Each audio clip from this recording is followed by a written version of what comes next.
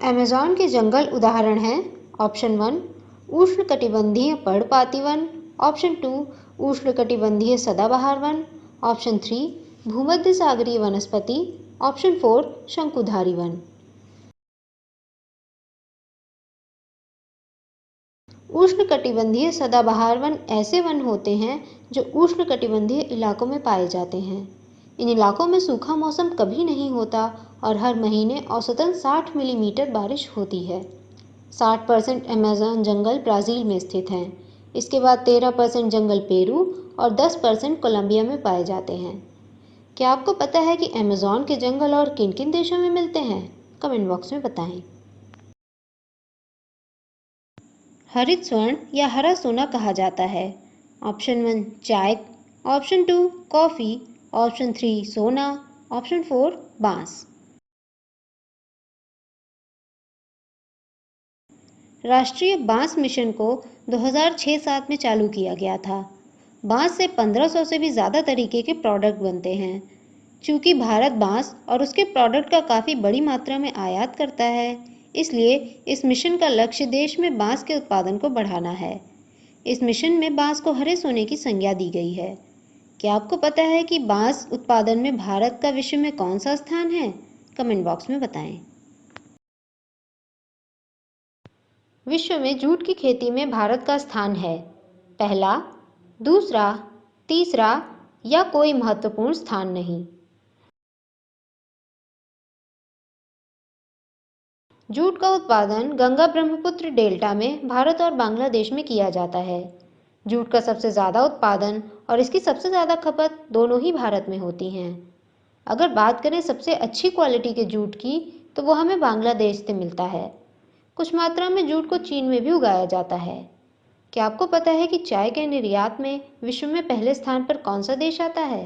Comment box में बताएं। दुनिया का सबसे ज़्यादा महकने वाला फूल कौन सा है? डूरियन, ब्लैक आयरनवुड, लिली या रिफ्लेशिया? रिफ्लेशिया इंडोनेशिया में पाया जाने वाला एक पौधा होता है। इसके फूल दुनिया में सबसे बड़े फूल के रूप में जाने जाते हैं। इन फूलों से सड़े हुए मांस की बहुत तेज गंध आती है। इस गंध से आकर्षित होकर इसके पास बहुत से जीव आते हैं, जिससे इसमें परागण होता है।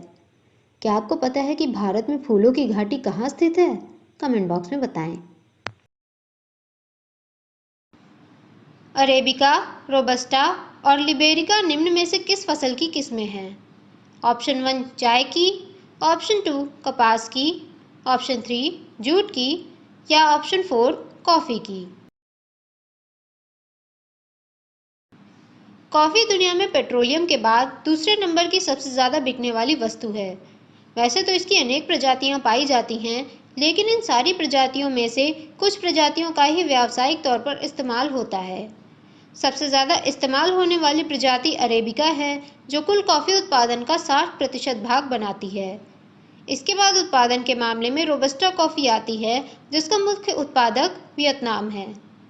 क्या आपको पता है कि भारत के किस राज्य में सबसे ज़्यादा कॉफ़ी की पैदावार होती है? कमेंट बॉक्स में बताएं।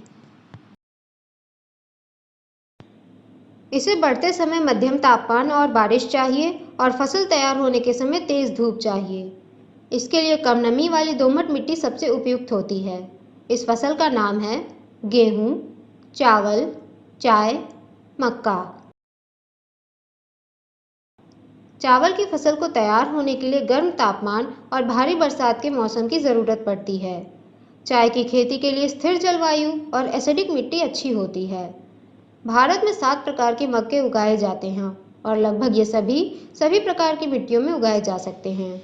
इसकी खेती खरीफ और जायद दोनों में होती है। प्रश्न में दी गई परिस्थितियां रबी की फसल से संबंधित है और यह गेहूं की खेती पर एकदम सटीक बैठती हैं, इसलिए गेहूं सही जवाब है। क्या आपको पता है कि जूट की खेती किन महीनों में की जाती है? कमेंट बॉक्स में बताएं। समुद्र में पाए जाने वाले हरे पेड़ मछलियों को सांस लेने के लिए ज़रूरी हैं, क्योंकि ऑप्शन 1 ये ऑक्सीजन देते हैं, ऑप्शन 2 ये कार्बन डाइऑक्साइड देते हैं, ऑप्शन 3 ये दोनों देते हैं, ऑप्शन 4 ये ऑक्सीजन लेते हैं और कार्बन डाइऑक्साइड देते हैं। पानी में और पानी के आसपास पाए जाने वाले पौधों को हम एक्वेटिक प्लांट्स, हाइड्रोफाइट्स या मैक्रोफाइट्स नामों से जानते हैं। ये पौधे पानी में रहने वाले जीवों को जगह, खाना और ऑक्सीजन उपलब्ध कराने का काम करते हैं। कुछ जलीय पौधे वातावरण में मौजूद प्रदूषकों को अवशोषित करके वातावरण को शुद्ध करने का भी काम करते हैं। जलीय पौधों का उपयोग मनुष्यों द्वारा भोजन में भी होता है। इसके अलावा कुछ जलीय पौधों से पर्यावरण अनुकूल प्लास्टिक भी बनाया जा सकता है। क्या आपको पता है कि दुनिया में सबसे ज़्यादा कोरल रीफ किस देश में मिलते हैं? कमेंट बॉक्स में बताएं। निम्न में से कौन सा संतुलित उर्वरक है? यूरिया, अमोनिया सल्फेट, नाइट्रेट, खाद। पौधों के विकास के लिए पौधों को मुख्य 3 पोषक तत्वों की आवश्यकता पड़ती है। ये 3 तत्व हैं नाइट्रोजन, फास्फोरस और पोटाश। प्रश्न में दिए गए पहले 3 विकल्प पौधों की नाइट्रोजन की आवश्यकता को पूरा करते हैं। अगर बात करें कंपोस्ट की, तो इसमें सभी प्रकार के पोषक तत्व उचित मात्रा में मिलाए जाते हैं, इसलिए ये संतुलित उर्वरक है। कंपोस्ट के अलावा बाजार में 10-10-10 उर्वरक भी आते हैं, जिनमें तीनों पोषक तत्व बराबर मात्रा में मिलते हैं। क्या आपको पता है कि कंपोस्ट बनने के दौरान प्लांट और फूड वेस्ट से कौन सी गैसें निकलती हैं? कमेंट बॉक्स में बताएं। सर्पेंटीना नामक पेड़ से मिलने वाली दवा रेस्प्राइन प्रयोग की जाती है। ऑप्शन 1 दर्द निवारक, ऑप्शन 2 उच्च रक्तदाब के इलाज के लिए, ऑप्शन 3 निम्न रक्तदाब के इलाज के लिए, ऑप्शन 4 सूखा रोग के इलाज के लिए। सर्पगंधा या सर्पेंटीना नामक पेड़ से हमें रेस्प्राइन नामक दवा मिलती है, जिसका उपयोग कुछ और दवाओं के कॉम्बिनेशन के साथ उच्च रक्तदाब के उपचार के लिए किया जाता है। आयुर्वेद में सर्पगंधा का उपयोग अल्सर, त्रिदोष और कीड़ों के जहर के उपचार के लिए किया जाता है। इसका उपयोग एंटीबैक्टीरिया के तौर पर भी होता है। रेस्प्राइन का प्रयोग अगर उचित मात्रा में और उचित ढंग से ना किया जाए तो इसके कुछ हानिकारक प्रभाव भी होते हैं। क्या आपको पता है कि सर्पगंधा के पेड़ हमें किन इलाकों से मिलते हैं? कमेंट बॉक्स में बताएं। एक पेड़ की 2 शाखाएं 2 तरह की सब्जियां, टमाटर और बैगन दे रही हैं, ये कैसे संभव है? ऑप्शन 1 संकरण से, ऑप्शन 2 एक पौधे की कलम दूसरे में लगाने से, ऑप्शन 3 प्राकृतिक चमत्कार से, ऑप्शन 4 ए और सी दोनों से। संकरण की प्रक्रिया में एक प्रकार के पौधे का दूसरे पौधे से लैंगिक प्रजनन कराया जाता है। इस प्रक्रिया के बाद हमें जो बीज मिलता है उसमें दोनों पौधों के गुण होते हैं। संकरण का उपयोग केवल एक तरह के पौधे के विभिन्न प्रजातियों के बीच हो सकता है। उदाहरण के लिए आलू की 2 प्रजातियों के बीच। अगर एक ही पेड़ में 2 या 2 से ज़्यादा तरह के अलग अलग फूल चाहिए तो उसके लिए ग्राफ्टिंग या कलम का प्रयोग किया जाता है। इस प्रक्रिया में एक पौधे की डाल को कलम करके दूसरे पेड़ में लगा दिया जाता है। क्या आपको पता है कि कलम कितने प्रकार की होती हैं? कमेंट बॉक्स में बताएं। नर्सरी के बोने वाले पौधे अक्सर प्रत्यारोपित करने के बाद अच्छे से नहीं बढ़ते हैं। ऐसा होता है ऑप्शन 1 नई मिट्टी में पर्याप्त मिनरल ना होने से, ऑप्शन 2 प्रत्यारोपण के दौरान जड़ों के रेशे नष्ट हो जाने से, ऑप्शन 3 जड़ नई मिट्टी में गहराई तक नहीं जा पाती है, ऑप्शन 4 उपरोक्त सभी वजहों से। बहुत सी फसलों, खासकर फलों की खेती और सजावटी फूलों और पौधों की खेती में ये बहुत ज़रूरी है कि पौधों को शुरू से ही ध्यान देकर उगाया जाए और बढ़ाया जाए। इस काम के लिए पौधों को शुरुआती दिनों से उन्हें नर्सरी में लगाया जाता है, लेकिन बाद में जब इन पौधों को प्रत्यारोपित करने की बात आती है तो ये अक्सर देखा जाता है कि प्रत्यारोपण के बाद पौधों का विकास कुछ रुक सा जाता है। ऐसा मुख्यतः पौधों की जड़ों के बारीक रेशों के नष्ट होने से होता है। क्या आपको पता है कि पौधों में कौन कौन सी मुख्य प्रकार की जड़ें होती हैं? कमेंट बॉक्स में बताएं। निम्न में से कौन सी फसल में प्रकाश संश्लेषण की प्रक्रिया सबसे ज़्यादा होती है? कपास, गन्ना, चावल, गेहूं। पेड़ की पत्तियों पर पड़ने वाली सूरज की रोशनी का थोड़ा हिस्सा ही प्रकाश संश्लेषण द्वारा रासायनिक ऊर्जा में बदलकर स्टोर किया जाता है। ऐसे पौधे या फसलें जिनमें प्रकाश संश्लेषण की प्रक्रिया ज़्यादा होती है उन्हें C4 पौधे बोलते हैं। ऐसे फलों में कुछ उदाहरण मक्का, बाजरा और गन्ना हैं। जिन फसलों में प्रकाश संश्लेषण की प्रक्रिया कम होती है उन्हें C3 फसलें बोला जाता है। चावल, गेहूं, कपास, सोयाबीन आदि इसके उदाहरण हैं। क्या आपको पता है कि प्रकाश संश्लेषण की प्रक्रिया पत्तियों के किस भाग में होती है? कमेंट बॉक्स में बताएं। हल्दी पेड़ के किस भाग से मिलती है? फल, तना, जड़ या फूल? हल्दी अदरक के परिवार से आने वाला सदाबहार पेड़ है। इसकी पैदावार के लिए 20 से 30 डिग्री का तापमान और अच्छी मात्रा में बारिश चाहिए होती है। पेड़ के जिस हिस्से से हमें हल्दी मिलती है उसे प्रकंद या राइजोम बोला जाता है। अगर देखा जाए तो प्रकंद एक तरह का तना होता है जो जमीन के भीतर रहता है। इस तने को खोदकर निकालकर उबाला जाता है और फिर सुखाने के बाद पाउडर में पीस लिया जाता है। क्या आपको पता है कि आलू और शकरकंद पौधों के किन भाग से मिलते हैं? कमेंट बॉक्स में बताएं। खाद्य फसलों की नई प्रजातियां पारंपरिक प्रजातियों से अलग होती हैं क्योंकि उन्हें चाहिए होता है। ऑप्शन 1 कम पानी, ऑप्शन 2 कम खाद, ऑप्शन 3 ज़्यादा खाद और पानी, ऑप्शन 4 कम पानी ज़्यादा खाद। द्वितीय विश्व युद्ध के बाद दुनिया को ये बात समझ में आ गई कि बढ़ती हुई जनसंख्या के लिए भोजन पैदा करना पुराने तरीकों से संभव नहीं है। इसलिए दुनिया भर के वैज्ञानिकों ने एक्सपेरिमेंट करके फसलों की नई प्रजातियों को विकसित किया। ये नई किस्में पुरानी किस्मों के मुकाबले ज़्यादा खाद और पानी लेती थीं, इसलिए इनकी उत्पादकता भी काफ़ी ज़्यादा होती थी। क्या आपको पता है कि विश्व और भारत में हरित क्रांति के पिता के रूप में किसे जाना जाता है? कमेंट बॉक्स में बताएं।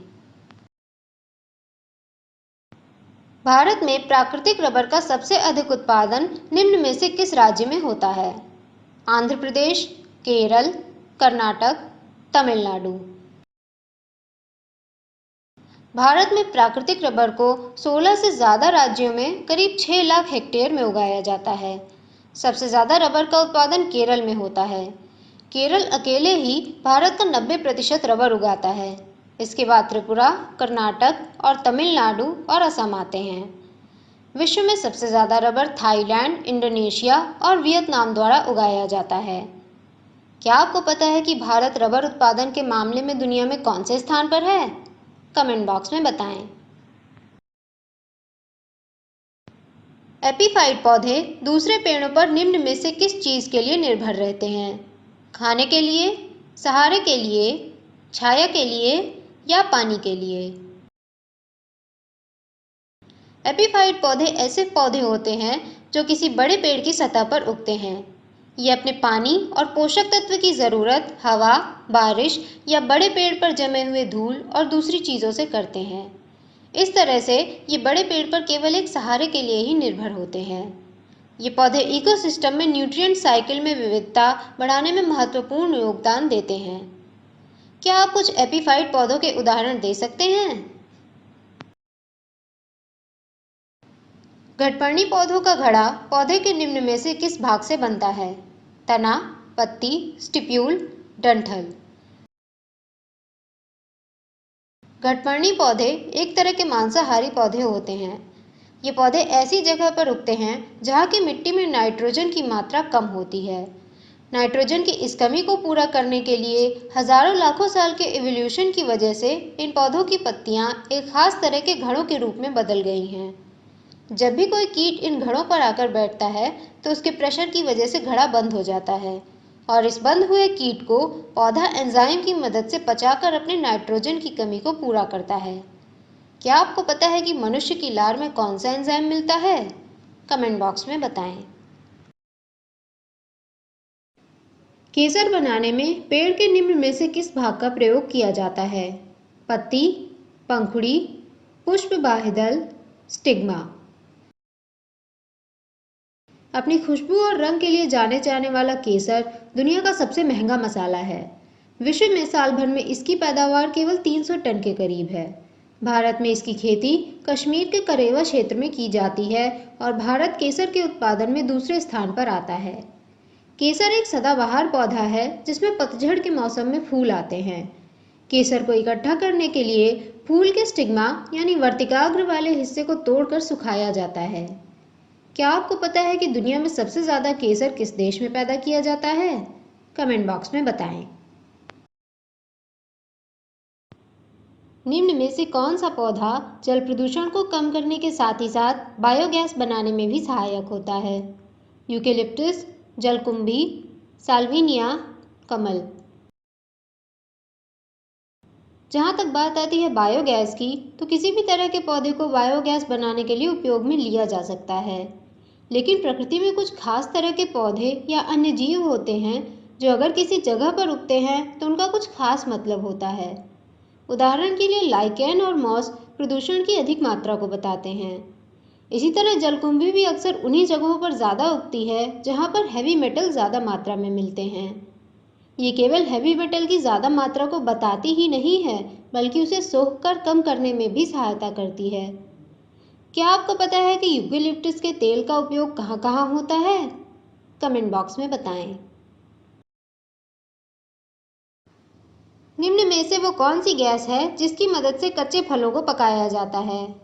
Carbon dioxide, ethane, ethylene, acetylene. फलों को ज़्यादा दूरी दूसरे राज्यों और देशों तक पहुंचाने के लिए उन्हें पकने से पहले ही तोड़ लिया जाता है और बाद में इसमें अलग अलग तरह के केमिकल का प्रयोग करके पकाया जाता है। पेड़ों में फलों के पकने का जो प्रोसेस होता है वो एथिलीन गैस से शुरू होता है। फलों को कृत्रिम रूप से पकाने के लिए भारत में कैल्शियम कार्बाइड का सबसे ज़्यादा प्रयोग होता है। कैल्शियम कार्बाइड से एसिटिलीन निकलती है जो एथिलीन गैस की तरह ही काम करती है और फलों को पका देती है। क्या आपको पता है कि कैल्शियम कार्बाइड के अलावा और किस केमिकल से फलों को पकाया जाता है? कमेंट बॉक्स में बताएं। निम्न में से कौन सा पेड़ नाइट्रोजन का नियतन करता है? चावल, गेहूं, मटर, मक्का। वायुमंडल में नाइट्रोजन गैस बहुत स्थायी अवस्था में पाई जाती है। स्थायी नाइट्रोजन को ऐसे कंपाउंड में बदलने की प्रक्रिया जिससे कि पेड़ उन्हें आसानी से ग्रहण कर सके नाइट्रोजन फिक्सेशन या नियतन कहलाती है।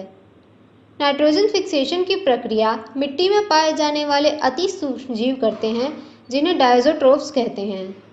कुछ पौधे, खासतौर पर दाल की प्रजाति के पौधे, मिट्टी में मौजूद इन जीवों के साथ सहजीवन करते हैं।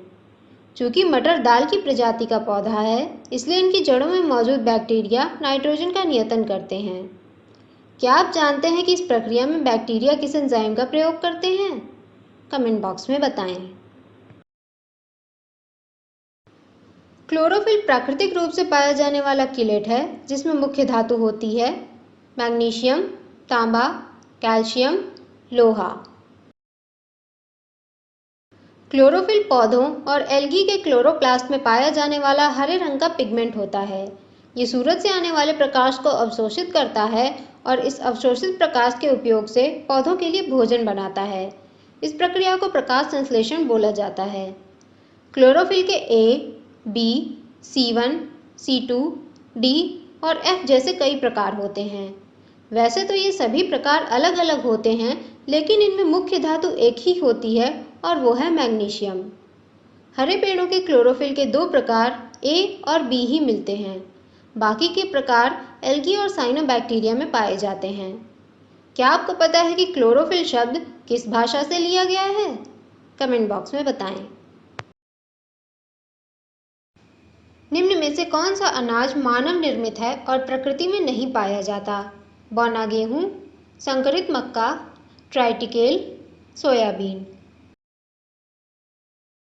संकरण या हाइब्रिडाइजेशन के माध्यम से नई प्रजातियां तैयार करने की प्रक्रिया के बारे में तो हम सब जानते हैं, लेकिन क्या होगा जब पूरी तरह अलग अलग पौधों को क्रॉस किया जाए? पोलैंड और जर्मनी के वैज्ञानिकों ने 19वीं शताब्दी में अच्छी उत्पादकता के लिए गेहूं और बीमारियों से लड़ने की अधिक क्षमता के लिए राई के पौधों को क्रॉस करके एक नई प्रजाति तैयार की। इस प्रजाति का नाम गेहूं और राई के वैज्ञानिक नामों को मिलाकर ट्राइटिकेल रखा गया। आज व्यावसायिक स्तर पर इस फसल का उत्पादन पोलैंड, जर्मनी, बेलारूस, फ्रांस और रूस में किया जाता है। क्या आपको पता है मटर के पौधों का संकरण का प्रयोग किस प्रसिद्ध वैज्ञानिक ने किया? कमेंट बॉक्स में बताएं। निम्न में से किसको अंकुरित पौधे को प्रत्यारोपित करके उगाया जाता है? मक्का, चारा, प्याज, सोयाबीन।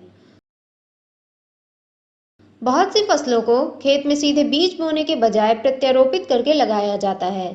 ऐसा करने के पीछे कई कारण हो सकते हैं। कई बार मौसम के सही ना होने की वजह, कई बार नए पौधों को रोगों और कीटों से बचाने के लिए, तो कई बार उन्हें शुरुआत में बढ़ने की आदर्श परिस्थिति देने के लिए ग्रीन हाउस में, नर्सरी में या किसी छोटी जगह में लगाया जाता है। बागवानी में प्रत्यारोपण का प्रयोग अक्सर ही होता रहता है, किंतु कुछ फसलें जैसे चावल, प्याज, पेपरमिंट, गोभी, बैगन आदि को भी प्रत्यारोपण के माध्यम से लगाया जाता है। हालांकि एक बात याद रखने वाली है कि हर फसल को इस विधि से नहीं लगाया जा सकता, क्योंकि कुछ फसलें प्रत्यारोपित करने से अच्छे से नहीं बढ़ती हैं। क्या आपको पता है कि प्याज का सबसे ज़्यादा उत्पादन कौन सा देश करता है? कमेंट बॉक्स में बताएं। नीम के पेड़ की औद्योगिक महत्वता बढ़ी है क्योंकि ये स्रोत हैं। ऑप्शन 1 जैविक कीटनाशक और प्रजनन क्षमता विरोधी तत्व का। ऑप्शन 2 प्रजनन क्षमता विरोधी तत्व, जैविक खाद और कैंसर रोधी दवा का। ऑप्शन 3 जैविक खाद, जैविक कीटनाशक और प्रजनन क्षमता विरोधी तत्व का। ऑप्शन 4 कैंसर रोधी दवा, जैविक कीटनाशक और जैविक खाद का। हरित क्रांति आने के बाद फसल बढ़ने के साथ ही साथ किसानों के द्वारा प्रयोग किए जाने वाले रासायनिक तत्वों जैसे रासायनिक खादों, कीटनाशकों और उर्वरकों का प्रयोग बेतहाशा बढ़ गया है। लेकिन हाल ही के वर्षों में किसानों के बीच नीम का प्रयोग करने की जागरूकता के अभियानों में भी तेजी आई है। नीम में पाए जाने वाले सलानिन और एज़ोडिरेक्टिन बहुत ही अच्छे किस्म के प्राकृतिक कीटनाशक और प्रजनन क्षमता विरोधी तत्व हैं। इसके अलावा सरकार यूरिया की कालाबाजारी रोकने के लिए नीम कोटेड यूरिया भी लाई है।